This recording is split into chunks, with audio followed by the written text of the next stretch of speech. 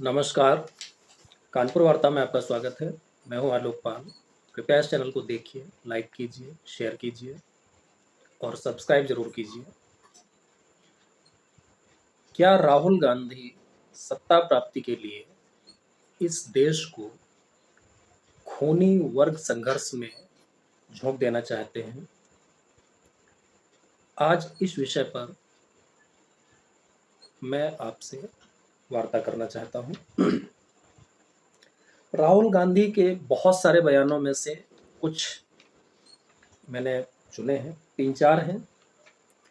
पहला है जातिगत जनगणना। जातिगत जनगणना में मुझे बहुत ज़्यादा दोष नहीं दिखाई देता है, लेकिन उसके लिए आपकी नीयत साफ होनी चाहिए। राहुल गांधी जिस तरह से जातिगत जनगणना का मुद्दा उठा रहे हैं, वो उनकी पार्टी के इतिहास और उनकी पार्टी की नीतियों से बिल्कुल मेल नहीं खाता। जातिगत जनगणना जो हमारे देश में एक कथित थर्ड फ्रंट बना था, जिसमें ज़्यादातर समाजवादी दल सम्मिलित थे, उनके लिए तो एक ऐसा मुद्दा हो सकता है जिसे कि वो ईमानदार मुद्दा कह सकते हैं, लोग उसको ईमानदार मुद्दा कह सकते हैं। लेकिन जहाँ तक बात राहुल गांधी की है, तो राहुल गांधी की पार्टी यानी कि कांग्रेस पार्टी की नीतियाँ कभी भी इस तरह की नहीं रहीं, जहाँ पर उन्होंने जातीय अनुपात के हिसाब से लोगों को प्रतिनिधित्व देने का कोई फैसला किया हो। मुझे लगता है कि अगर बाबा साहब ने SC ST को संविधान बनाते समय ही आरक्षण का प्रावधान न किया होता, या उस समय जो लोग संसद में उपस्थित थे उन लोगों ने उसका समर्थन न किया होता, तो शायद कांग्रेस पार्टी SC ST को भी कभी आरक्षण नहीं देती। अब इस समय राहुल गांधी जिस तरह से बात करते हैं, तो ऐसा लगता है कि उनसे बड़ा मसीहा कोई SC ST OBC का हो ही नहीं सकता, और खास तौर से OBC का। वो OBC की बात बहुत ज़्यादा करते हैं। OBC की बात करने का एक बड़ा कारण ये है क्योंकि OBC की आबादी पूरे भारत में सर्वाधिक है। अगर कंबाइंड बात करी जाए, पूरे भारत में लगभग 55% आबादी केवल OBC की है। तो उनको लगता है कि वो OBC का रट्टा लगाएंगे तो जो OBC मतदाता है वो उनके पक्ष में आ जाएगा। जो लोग राजनीति में बहुत ज़्यादा इंटरेस्ट नहीं रखते हैं, तो उनको पता नहीं होगा कि जब मंडल कमीशन की रिपोर्ट VP सिंह सरकार ने लागू की, तो उस समय पर चूंकि भारतीय जनता पार्टी उस सरकार को समर्थन दे रही थी, तो भारतीय जनता पार्टी ने उस मंडल कमीशन की रिपोर्ट का समर्थन किया था। सभी जो थर्ड फ्रंट के दल थे उन्होंने समर्थन किया था, जो कम्युनिस्ट पार्टियां थीं उन्होंने समर्थन किया था। संसद में इकलौती बड़ी पार्टी कांग्रेस पार्टी थी जिसने मंडल कमीशन की रिपोर्ट लागू करने का विरोध किया, और बताया जाता है कि राजीव गांधी ने अपने राजनीतिक इतिहास का सबसे लंबा भाषण उसी बहस में दिया था, जो कि लगभग 2 घंटे का था, और पूरी तरीके से सिरे से लेकर अंत तक वो मंडल कमीशन की रिपोर्ट लागू करने के विरोध में था।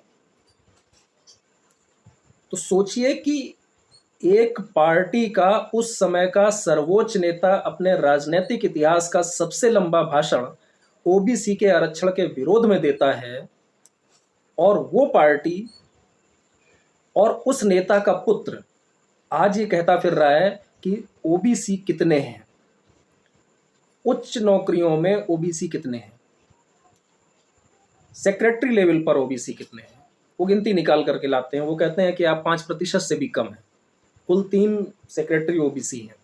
बिल्कुल सही बात है, लेकिन उसके पीछे अगर आप जाएंगे तो उस समय पर सरकार किसकी थी? ऐसा तो है नहीं कि किसी ने आज आईएएस किया है और उसको सीधे सेक्रेटरी बना दिया जाए। तो जो लोग लंबी नौकरियों के बाद आज उस लेवल पर पहुंचे हैं, तो उस समय पर आपने ऐसे लोगों को क्यों नहीं नौकरियों में रखा, क्यों नहीं ओबीसी का आरक्षण देकर के उनको आगे लेकर के आए? इसका जवाब न कांग्रेस पार्टी के पास है, न राहुल गांधी के पास है। यहां पर मैं एक और बात कहना चाहता हूं कि वो सेक्रेटरी की लिए तो बात करते हैं कि जो सेक्रेटरी हैं भारत सरकार में, उनमें ओबीसी की संख्या 5% से कम है, कुल 3 है। लेकिन वो जुडिशरी में, हायर जुडिशरी में, खासतौर से हाई कोर्ट, सुप्रीम कोर्ट में, और विशेष रूप से सुप्रीम कोर्ट में ये बात भूल जाते हैं।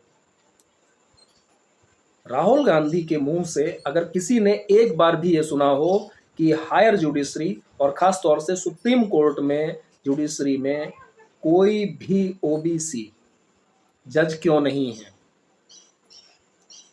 क्या कभी किसी ने सुना है कि राहुल गांधी ने इस पर कोई बात करी हो? वो जुडिशरी पर नहीं बोलना चाहते। वो चाहते हैं कि जुडिशरी में चूंकि उनके लोग बैठे हुए हैं, वो कॉलेजियम के माध्यम से भाई भतीजावाद का पूरा दुरुपयोग करते हुए अपने ही लोगों को वहां पर जज बनाते हैं, मनमाने फैसले करवाते हैं ज्यादातर मसलों पर। तो वो जुडिशरी पर नहीं बोलेंगे। अगर आपको ओबीसी की इतनी ही चिंता है तो आप जुडिशरी पर भी बोलिए, आप कहिए कि उस पर आरक्षण लागू करें। क्यों नहीं आरक्षण लागू करते हैं? आप एक प्रॉपर कमीशन बनाइए जिसके माध्यम से जज चुने जाए। ये कॉलेजियम क्या होता है? तो वहां मनमाना करेंगे। क्यों? क्योंकि वहां पर इनके लोग बैठे हुए हैं, इनके पक्ष में निर्णय देने वाले लोग बैठे हुए हैं। यद्यपि मुद्दा नहीं है, लेकिन यहां पर अरविंद केजरीवाल का मसला आता है कि जिस तरह से सुप्रीम कोर्ट उतावला हो गया अरविंद केजरीवाल को बेल देने के लिए, जबकि उस आदमी ने बेल के लिए अप्लाई नहीं किया था। मुझे तो ये लगता है कि सुप्रीम कोर्ट ने अरविंद केजरीवाल के अरेस्ट होते ही तुरंत सो मोटो नोटिस क्यों नहीं ले लिया कि आखिर उस बेचारे को गिरफ्तार क्यों कर लिया? उसको तो गिरफ्तार करने नहीं चाहिए, वो चोरी करने का हक है उसके पास, क्योंकि उसे विदेशों से चंदा मिलता है। तो आप देखिए इस नेक्सस को कि वो आदमी जुडिशरी में आरक्षण की बात नहीं करता, वो आदमी बात नहीं करता है कि जज कितने ओबीसी होने चाहिए, जज एससी क्यों नहीं है, जज एसटी क्यों नहीं है, सारे के सारे जज हाईकास्ट से क्यों आते हैं, इस पर वो बात नहीं करना चाहता है। वो सेक्रेटरी की बात करता है। क्यों करता है भाई? अगर हाईएस्ट लेवल की सरकारी नौकरी में आपको ओबीसी चाहिए, तो हाईएस्ट लेवल की जुडिशरी में आपको ओबीसी क्यों नहीं चाहिए? तो सवाल नियत का है। उसकी नियत सही नहीं है, उसे जातिगत जनगणना से कोई लेना देना नहीं है। वो केवल लोगों को बेवकूफ बनाकर किसी तरीके से वोट पाके सत्ता में आना चाहता है। दूसरी बात, उसने कहा कि देश की संपत्ति का समान बंटवारा होना चाहिए। भाई ठीक है, कर दीजिए समान बंटवारा, फिर क्या होगा? किसके हाथ कितनी संपत्ति आएगी? चलो मान लिया कि देश में कुछ बड़े उद्योगपतियों के पास, कुछ बड़े व्यापारियों के पास बहुत सारा पैसा है, आप उनका पैसा छीन लेंगे? छीन लीजिए, वो व्यापार कर चलाने की स्थिति में नहीं बचेंगे, वो फैक्ट्रियां चलाने की स्थिति में नहीं बचेंगे, उनके यहाँ जो एम्प्लॉई हैं उनको सैलरी कहाँ से देंगे? वो अपना धंधा बंद करके बैठ जाएंगे। सामान्य लोगों के पास व्यापार की, उद्योग की उतनी समझ नहीं है कि इसे कैसे आगे बढ़ाना है, किस तरीके से करना है। उनको अगर पैसा मिल जाएगा 1 लाख, 2 लाख, 5 लाख रुपए, तो साल भर में उसे बर्बाद कर देंगे, खा चाट डालेंगे। उसके बाद आप क्या करेंगे? तो बंटवारा संपन्नता का हो सकता है, विपन्नता का नहीं हो सकता। आज की तारीख में आपसे मतलब मेरा पूरे भारत से है कि भारत जिस आर्थिक स्थिति में है, उस आर्थिक स्थिति में संपत्ति का समान बंटवारा नहीं किया जा सकता। क्योंकि अगर आप ऐसा करते हैं तो आप पूरे देश को भारी गरीबी में झोंक देंगे और हमारी स्थिति पाकिस्तान, श्रीलंका, नेपाल, भूटान और बहुत सारे अफ्रीकी देशों से भी बुरी हो सकती है, क्योंकि उन देशों में आबादी उतनी नहीं है। हमारे यहाँ आबादी बहुत ज़्यादा है, तो हमारे यहाँ उस परिस्थिति को कंट्रोल करना बहुत मुश्किल हो जाएगा। लेकिन है क्या कि जब किसी को कुछ मिलता दिखाई देता है तो वो आदमी उसके लिए लड़ाई झगड़ा कुछ भी करने को तैयार हो जाएगा। अभी आप एक चौराहे पर एक 5 करोड़ रुपए का ढेर लगा दीजिए और 500 आदमी आप वहाँ पे खड़े कर दीजिए और बोल दीजिए जिसको जो लेना हो उठा सकता है, तो 500 आदमी में से दो चार पांच तो मर जाएंगे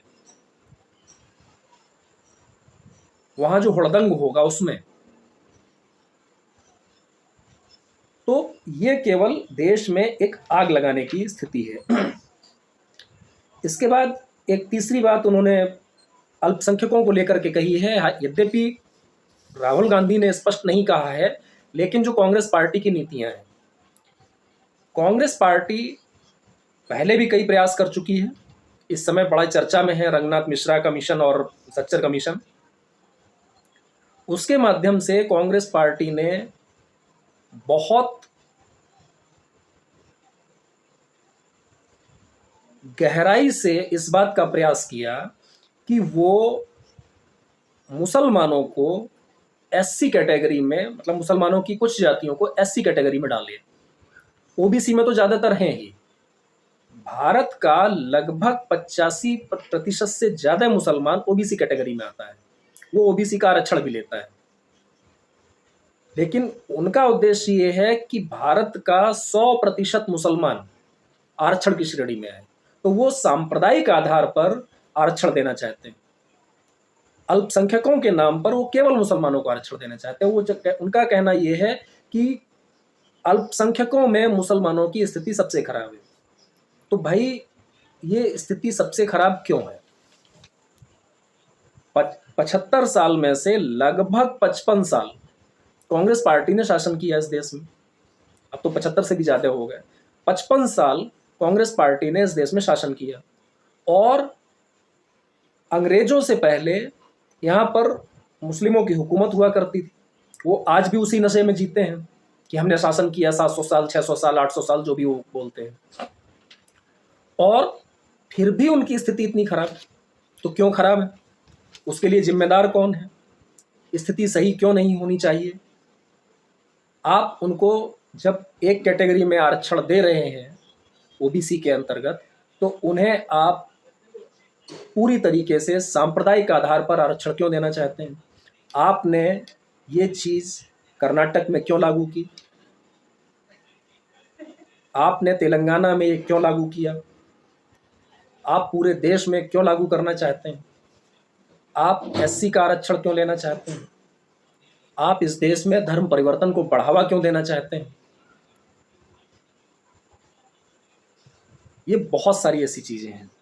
इसके बाद और जाहिर सी बात है कि अगर आप एससी का, एसटी का या सारे मुसलमानों को आप एक कैटेगरी में या मान लीजिए ओबीसी में ही आप सम्मिलित कर लेते हैं, तो ओबीसी के आरक्षण से में कटौती क्यों करना चाहते हैं? भाई कम से कम 14-15% मुसलमान तो इस कैटेगरी में आता ही है कि उसे सामान्य वर्ग में रखा जाए।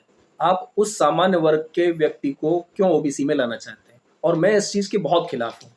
उत्तर प्रदेश में जब ये बीजेपी के मुख्यमंत्री हुए थे, गुप्ता जी, मुझे उनका पूरा नाम याद नहीं आ रहा है, तो उन्होंने पूरी की पूरी बनिया बिरादरी को ओबीसी में सम्मिलित कर दिया। तो क्या वास्तव में बनिया बिरादरी ओबीसी में सम्मिलित होने लायक है?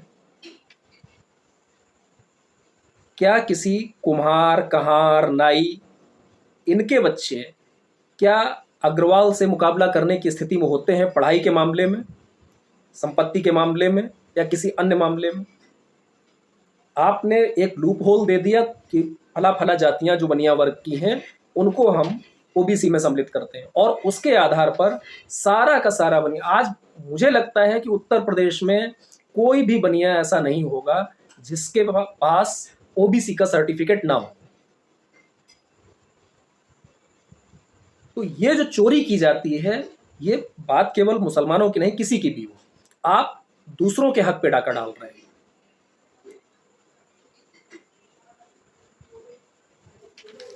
इसके बाद उनकी जो अपरिपक्वता से भरपूर कुछ उनके स्टेटमेंट रहते हैं, तो उसी तरह का एक स्टेटमेंट उन्होंने अभी आईआईटी के एग्ज़ाम्स या उसके क्वेश्चंस को लेकर के दिया। तो उन्होंने कहा कि जो आईआईटी का पेपर सिलेक्ट करता है या पेपर जो बनाता है, वो पेपर उस तरीके से बनाता है कि उसमें सारे के सारे लोग जो अपर क्लास से हैं और ख़ास तौर से जो अपर कास्ट से हैं, वो क्वालिफाई करते हैं। अगर कोई किसान वो पेपर बनाएगा तो किसान के बच्चे क्वालिफाई करेंगे। तो सवाल ये है कि आईआईटी के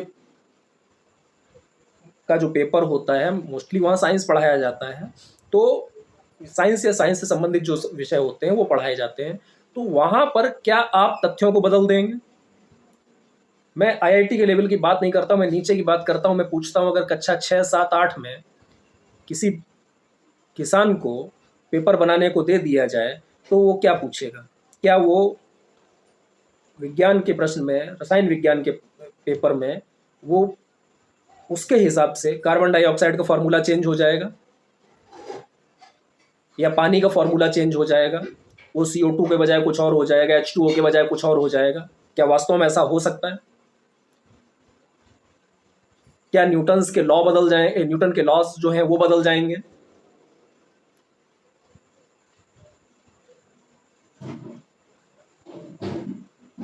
अगर गणित की बात कर लें तो क्या a+b का होल स्क्वायर बदल जाएगा? क्या वो a² + b² + 2ab से बदल करके कुछ हो जाएगा? तो ऐसी अपरिपक्वता की बात मुझे लगता है नेताओं में अगर कोई कर सकता है तो राहुल गांधी ही कर सकते हैं, इसके अलावा कोई नहीं कर सकता। वो केवल उनका एक सूत्री कार्यक्रम इस समय है, पूरे देश में एक वर्ग को, जो भी वर्ग मिले उसे भड़काना, इसके अलावा उनके पास कोई काम नहीं है। ठीक है, आप कुछ चीज़ों में राजनीति कर सकते हैं और सभी करते हैं, आपको भी करनी है तो करिए, लेकिन हर चीज़ में राजनीति करना और वो भी ऊटपटांग स्तर पे करना, आप जो कम पढ़ा लिखा वर्ग है या जो अनपढ़ वर्ग है उसको आप बेवकूफ़ बनाने की कोशिश कर रहे हैं। अब मैं अनपढ़ की क्या बात करूं? अभी कल एक लड़के से मेरी मुलाकात हुई, लगभग 25-26 साल की उम्र का रहा होगा, ऊपर ही था, इससे नीचे नहीं था, और वो आईटी प्रोफेशनल था, जो जिस तरीके से उसने मुझको बताया। तो वो मुझसे बोला कि इस बार 2 चुनाव चिन्हों पर वोट पड़ेगा। मैं थोड़ा सा कंफ्यूज हुआ, मैंने कहा 2 चुनाव चिन्हों का क्या मतलब? जितने प्रत्याशी हैं उतने चुनाव चिन्ह होंगे। बोले नहीं, 2 लोगों को वोट देना होगा। मैंने कहा वो कैसे? बोले एक तो वो जैसे साइकिल, कमल और पंजा उस पर पड़ेगा, और दूसरा जैसे पतंग, केला, फलाना ढिमाका, मतलब जो निर्दलियों को चुनाव चिन्ह दिए जाते हैं उन पे। तो आप ये सोचिए कि जब एक पढ़े लिखे लड़के की हालत ये है, तो अनपढ़ों की क्या हालत होगी, कम पढ़े लिखे लोगों की क्या हालत होगी। और वहां पर राहुल गांधी इस तरीके की बेवकूफ़ाना बातें करके केवल समाज को भड़काना चाहते हैं, समाज में आग लगाना चाहते हैं, और शायद उनका उद्देश्य भारत में जो एक खूनी वर्ग संघर्ष नहीं हुआ है वो कराना है। ज़्यादातर दुनिया के देशों में खूनी वर्ग संघर्ष हुआ है कभी ना कभी, भारत में शायद उस तरह से नहीं हुआ है। तो मुझे लगता है कि राहुल गांधी का उद्देश्य इस समय पर केवल और केवल भारत में खूनी वर्ग संघर्ष कराना है, और वो भी केवल सत्ता प्राप्ति के लिए, जो कम से कम मुझे इस चुनाव में होता नहीं दिख रहा है। आगे का क्या होगा वो आप लोग देखिए। इस चर्चा में जुड़ने के लिए बहुत बहुत धन्यवाद। नमस्कार।